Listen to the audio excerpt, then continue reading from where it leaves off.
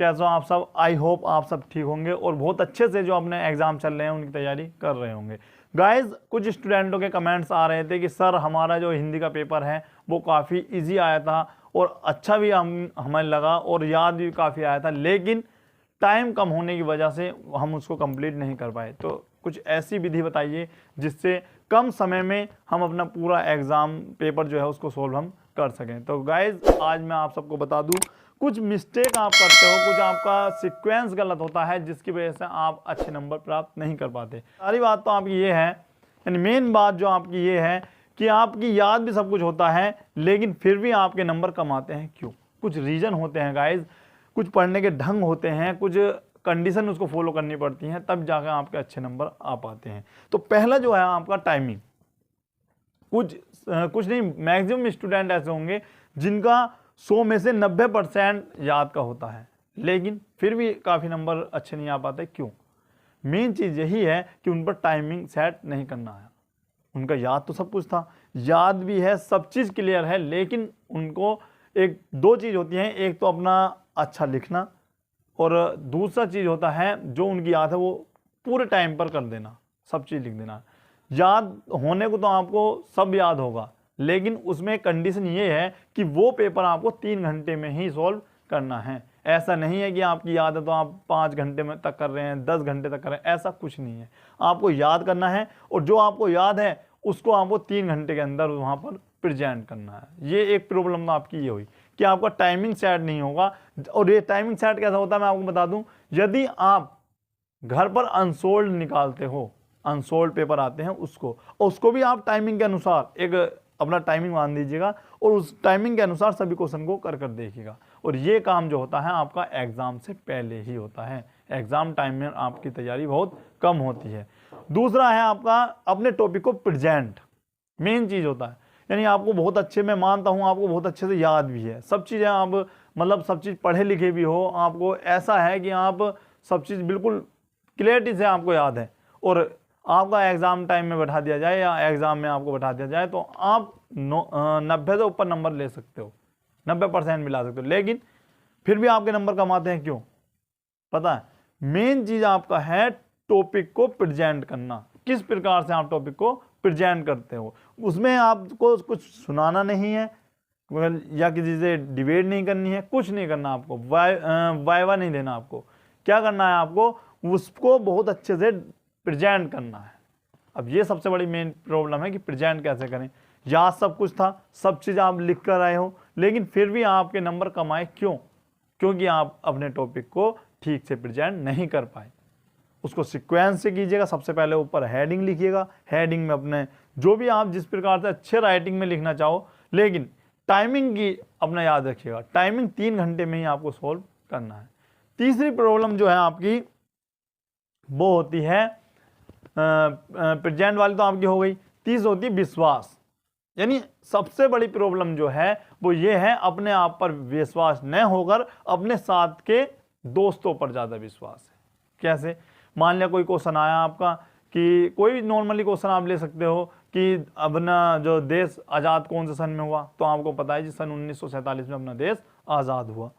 आपको सब अच्छे से पता है, लेकिन अब आपको पता कि हमसे तेज जो स्टूडेंट है वो आगे बैठा है, उससे पूछते हैं, फिर भी आपको पता है लेकिन फिर भी पूछते हैं, हाँ भैया एग्ज़ाम वो जो अपना देश आज़ाद हुआ वो कब हुआ? तो उसने कहा भाई उसको याद नहीं होगा, या ज़रूरी नहीं है उसको याद हो, तो उसने अपने आईडी से बता दिया कि भाई 1948 में हुआ होगा। अब देखिए, अब हमारा विश्वास देखिएगा। अब हम सोचते हैं भाई लड़का तेज है पढ़ने में, अच्छा पिछली क्लास का टॉपर रहा हुआ, तो क्या होगा, क्या पता इसके आंसर ये बिल्कुल सही हो, तो वो 1947 हटाकर 1948 कर लेगा। तो वहाँ पर अपना क्या होगा, क्वेश्चन का आंसर गलत। तो ये क्या था? ये कुछ नहीं था, ये पागलपन था। ये हमारा पागलपन था। किस लिए? क्योंकि हमने अपने से ज़्यादा विश्वास उस पर कर लिया जो पिछली क्लास का टॉपर था। तो गाइज ये चीज़ गलत है। ये बात नहीं होती कि वो टॉपर है या कुछ भी हो, टॉपर है, अपने आप पर आप विश्वास रखिए। आपको अच्छे नंबर लाने हैं तो अपने आप पर विश्वास रखना पड़ेगा। उसको अपने अच्छे से क्लियरिटी से याद कीजिएगा और समझ कर याद कीजिएगा। ऐसा नहीं बिल्कुल भी अपने भाग गदौड़ी में, बिल्कुल आराम से प्यार से उसको पढ़िएगा। तो पढ़ते रहिएगा। और एक जो आपका टॉपिक आता है वो चीज़ होती है आपकी पागलपन भी एक प्रकार का होता है। कुछ क्वेश्चनों के कुछ ऐसे होते हैं जो आंसर अपने आप ही गलत कर लेते हैं। कैसे? अब एक क्वेश्चन में आता है, नॉर्मली सामाजिक का क्वेश्चन था कि क्वेश्चन आया कि 1857 की क्रांति पर प्रकाश डालिएगा। तो कुछ स्टूडेंटों ने क्या करा कि अब यहाँ पर देखिए माइंड का बिल्कुल भी यूज़ नहीं करा। अब मैं मानता हूँ यदि आपका क्वेश्चन याद का नहीं आया है तो उसको छोड़िए मत ना, आप छोड़कर मत आइएगा, क्योंकि छोड़ने से कोई किसी भी प्रॉब्लम का सॉल्यूशन नहीं है। तो आप क्या करें, उसका क्वेश्चन का आंसर जरूर दीजिएगा, लेकिन देंगे कैसे, याद तो कुछ है नहीं। तो मान लिया कुछ क्वेश्चन भी आया कि स्वतंत्रता सेनानियों के नाम लिखिए, या कुछ भी ऐसा क्वेश्चन आया आपका रिलेटिव, तो उसके रिलेटिव ही आप आंसर लिखिएगा।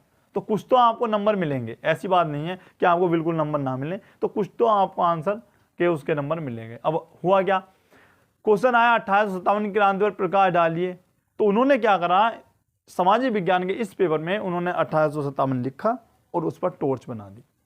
अब यहाँ पर देखिए, क्या ये इस क्वेश्चन का आंसर था? कुछ ये सब चीज़ गलत है, इनसे आपको नंबर नहीं मिलेंगे। तो इन चीज़ों को आप समझिएगा, और यदि आपको अच्छे नंबर लाने हैं तो डेली पढ़ते रहिएगा, रिवीजन करते रहिएगा। और हाँ, याद रखिएगा, जब भी आपकी बोर्ड एग्जाम की तैयारी होती है तो पेपर से पहले होती है, यानी बोर्ड एग्जाम की स्टार्टिंग से पहले होती है, बाद में कुछ नहीं होता। केवल इस टाइम जो आपके जो बीच में आपकी छुट्टी मिलती है, मतलब एग्ज़ाम के बीच में जो आपकी हॉलीडे आते हैं, इसमें तो केवल आप थोड़ा उसका रिवीजन कर सकते हैं, बस इतना आपका टाइम मिलता है। तो अच्छे से पढ़ते रहिएगा, तैयारी करते रहिएगा, और बोर्ड एग्जाम में अच्छे नंबर लाने का यही फॉर्मूला है। अपने टॉपिक को अच्छे से प्रेजेंट कीजिएगा और अपने आप पर विश्वास कीजिएगा। और ज़्यादा, हाँ, मेन चीज़ होती है, हमारे कोई क्वेश्चन याद नहीं आया तो हम क्या करेंगे, हम उसको उतार लेंगे, यानी लिख लेंगे, और लिखने के बाद हम क्या करेंगे, उसको देखते रहेंगे कि जी हमारी याद नहीं आया, अब क्या करें, अब थोड़ा इधर झांकेंगे, थोड़ा इधर झांकेंगे, क्या उससे सॉल्यूशन है? नहीं है। अब मान लिया कोई 5 नंबर का क्वेश्चन था, आपने इधर देखा 2 लाइन मिली, और इधर को देखा हमने 1-2 लाइन इधर से मिल गई, 3 लाइन आपको मिली, और उसको देखने के चक्कर में आपने अपनी 10 मिनट वेस्ट कर ली, और जो नेक्स्ट क्वेश्चन था उसे नहीं किया, जो कि आपकी याद था। अब होता क्या है, इतने में टाइम पूरा हो जाता है, फिर आप देखते हो काम खत्म हो जाता है। फिर आपको क्या होता है कि जो याद का क्वेश्चन था वो छूट गया, और जो जिसके अच्छे नंबर आपको मिल सकते थे, आगे के सभी क्वेश्चन आपने छोड़ दिए। किसके लिए? एक क्वेश्चन की वजह से। और दूसरी बात जो है, आपकी जो टाइमिंग कम आ रही है वो क्या होता है गाइज, एक होता है आपका हिंदी में जो आती है व्याख्या करने के लिए आती है, कि प्रस्तुत पंक्ति की व्याख्या कीजिए, कुछ भी या पैराग्राफ जो भी है आपका, उसकी व्याख्या करना। तो कुछ स्टूडेंट क्या होते हैं, पूरे पैराग्राफ को ऐसे उतार लेंगे, तब उसकी व्याख्या करते हैं, तो उसमें भी टाइम वेस्ट होता है। आप क्वेश्चन उतार रहे हैं, लॉन्ग क्वेश्चन उतार रहे हैं, क्वेश्चन सभी क्वेश्चन के पीछे उतारने पर लगे हैं, तो इसी प्रकार से आपका आंसर जो होगा वो तो कोई टेंशन नहीं होगी, अच्छा होगा, अच्छे नंबर मिलेंगे, लेकिन उससे टाइमिंग की प्रॉब्लम बहुत होगी। आप पूरा क्वेश्चन पहले उतार रहे हो इतना लंबा, फिर उसका आंसर लिख रहे हो, तो क्या जरूरत पड़ी, आप डायरेक्ट उसका आंसर लिखिए, प्रश्न नंबर 1 का आंसर, और आंसर वहां पर पुट कर दीजिएगा, तो आपको कम समय में अधिक काम होगा। और प्रत्येक क्वेश्चन को बहुत अच्छे से साफ राइटिंग में लिखिए, जितना आपका राइटिंग साफ होगा उतने ही आपको अच्छे नंबर प्राप्त होंगे। होता क्या है, मेन चीज होती है दिखावा होता है गाइस, दिखावा होता है, दिखावा जितना आपका अच्छा होगा उस पर ही आपको नंबर अच्छे मिलते हैं। और आपका आंसर तो आपने गलत लिखा है, लेकिन बहुत सुंदर से लिखा है, तो उसमें आपके नंबर मिलने के चांस हो जाते हैं। क्योंकि कुछ एग्जामिनर जो होते हैं, कुछ 1-2 लाइन पढ़ते हैं, लेकिन उसमें क्या होता है, राइटिंग साफ होने की वजह से उसको आप सही कर देते हैं। लेकिन कुछ स्टूडेंटों के नंबर कम क्यों आते हैं, यानी पढ़ने में टॉपर हैं, लेकिन बहुत सुंदर नहीं लिख पाए, बहुत उल्टा सीधा ऐसे लिख दिया, लेकिन क्वेश्चन का आंसर बिल्कुल सही था, तो उस वजह से क्या होगा, वो अच्छे से उन्हें नहीं चमका, या वो स्पष्ट नहीं कर पाए अपने टॉपिक को, तो वो ऐसी उल्टा सीधा कॉपी चेक करा, और आपको जो 1-2 मतलब 4-5 नंबर के क्वेश्चन में आपको आधा या 1 नंबर दे दिया, तो उसमें भी आपके नंबर कम रह जाते हैं, और आप टॉपर बनने से रह जाते हैं। तो गाइस, पढ़ते रहिएगा अच्छे से, और हमारी वीडियो देखते रहिएगा। और हाँ, यदि आपको अपनी जो क्वेश्चन का सॉल्यूशन आपको मिला है तो कमेंट में अपना जवाब जरूर लिखिएगा। और हमारी वीडियो देखने के लिए सभी स्टूडेंटों का बहुत बहुत धन्यवाद।